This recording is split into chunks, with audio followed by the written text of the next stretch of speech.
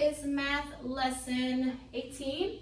So let's go ahead and review our clock. Remember last week we learned how to tell time now, an hour from now, and an hour ago. That's what we'll practice this week. Remember you have two hands. You have your long hand, which is your minutes hand. Tells you how many minutes into the hour. And then you have your short hand, which is your hour hand. It tells you what hour we are in. Remember, anytime the minute hand is on 12, that means o'clock, brand new hour. All right, so I'll put a time. So we know this is going to be o'clock, and then let's do 4. So an hour ago, it was 4 o'clock. An hour ago. So if I go back 1, it was 4. What time is it now? So that means I need to count forward. So an hour ago, if I go back 1, it was 4 o'clock. So what time is it right now? 5 o'clock. So hour ago, now. And so if right now it's 5, what time will it be an hour from now? It was 4 an hour ago. It is 5 right now. What time is it an hour from now? 6 o'clock. An hour from now means 6 o'clock. Very good. All right, so in your book yesterday, they asked you to write a few numbers. And so I want to kind of go over that because whenever we write the tens, we spell them a little differently from what we normally spell. So we know how to write our numbers from 1 to 20, which we should. If not, then we might want to practice that. But we know how to spell those numbers. But sometimes when we get in the 10, those can get a little tricky. So this is 20, 20, ty. They all end with ty, as you can see. And a lot of them actually, the spelling is similar to how it's normally spelled. There are some letters taken out and stuff, but it's mostly spelled the same way. So this is 20, 30. Now 30 is more similar to 13, that T-H-I-R. 30, okay? 40. The only thing is that it took out the U. That's all it did was take out the U. So 40. That's really how it's spelled. 40. 50, F-I-F-T-Y. 50. Kind of similar to 15. 60. 6 is there. All you have to do is put T-Y. 70. We have the word 7, then T-Y. 80, E-I-G-H, T-Y. So this is pretty much how you spell 8. Just don't double the T. So you put 8 and then a Y. 80. And then 90, N-I-N-E-T-Y.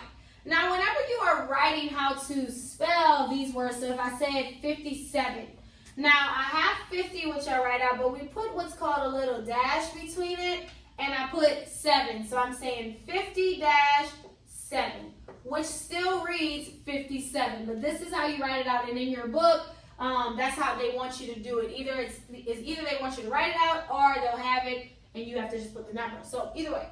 57. So say when I say 32. So this is 30, then I put my dash, and I say 2. I just write the number 2. Remember, we did learn our number words already. If you don't remember them, maybe just kind of go over them again and practice them so that you can know how to spell them as well. Next, I have 70. Let's say 74. So 70, and then I put my dash, then 4, F-O-U-R. And so that's all you do whenever you run across it. And this is how you spell each one: 20, 30, 40, 50, 60, 70, 80, and 90. Okay? Now the last part of my lesson, we are going to learn what's called polygons. And polygons deals with shapes. It's whenever we have shapes and we want to identify them as a polygon or not. So there are 2 things that you have to look for whenever you are trying to see if a shape is a polygon. The first thing is you have to make sure that it has straight sides, okay? So whatever shape you are looking at, it has to have straight sides. We know what straight sides are. They're straight lines that made it. Straight lines, okay? Straight lines that created it. That's the first thing. And the second thing you have to look for is that it has no openings. It cannot be open anywhere. It has to be a closed shape. So it has to have straight sides and nothing is open. There are no, when I mean open, it's like if the 2 lines didn't meet and there was a space that is open. Kind of like a maze. You know how a maze is built and like some of the lines are left open? Like that. So polygons have to have straight sides and no openings. If a shape has any one of these, if a shape has only one but not the other, it is not a polygon. It cannot have straight sides but it's open, and it cannot be open but have no straight sides. No, it has to have both rules for it to be considered a polygon. If it doesn't follow neither rule, then it is not a polygon. So I have 5 shapes here, and we're going to put Y for yes, N for no if it is a polygon. So look at number 1. Let's ask the question, does it have straight sides? Yep. Does it have no openings? Yep, it's closed. So is this a polygon? Yes, this one is a polygon. Straight sides, no openings. Let's look at number 2. Let's see if it's polygon. Does it have straight sides? I hope you didn't say yes, because remember, circles are curved. They're not straight. So it does not have straight sides, but does it have no openings? Yeah, it doesn't have any openings, but can it be a polygon? No, it has to have both straight sides and no openings. So sorry, circle, you are not a polygon. N. Next, I have number 3. Does it have straight sides? Yep, these sides are straight. Yeah, I didn't mess up here, but these sides are straight. Does it have no openings? It does have an opening. So can this be a polygon? No. Remember, it has to have both rules. Number 4. Triangle. Does it have straight sides? Yes. But does it have openings? Yes, it does. So can this be a polygon? No. Nope. N. And 5. Does it have straight sides? Yep. Does it have no openings? Yes, it has no openings, meaning it's closed. So is this a polygon? Yes, it is. So polygons have to have straight sides, no openings. The sides have to be straight and it cannot be open. Okay? So that's our math lesson today. We reviewed time, we reviewed polygons and learned about polygons and how to write our numbers by the tens. After the lesson on today, I would like you to complete this graph. So this graph was found on page 17 on yesterday.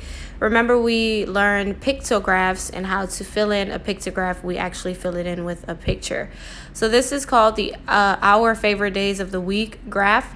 So I will give you the information to fill in the graph.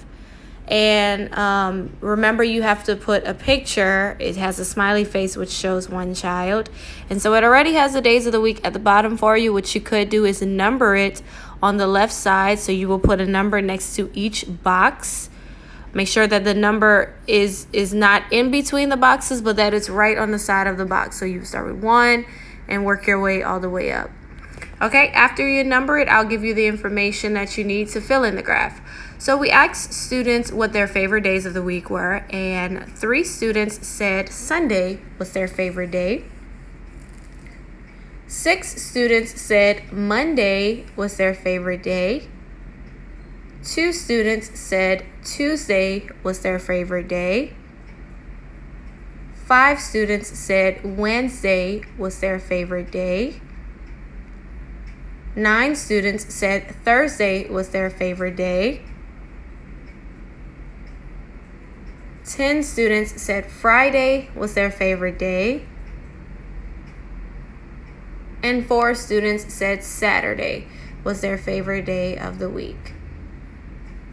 So you can go back and go over it again to make sure that you filled in the graph correctly, because you will have test questions that will ask you, and also in your workbook, it will ask you questions about this graph. So this is our favorite days of the week graph.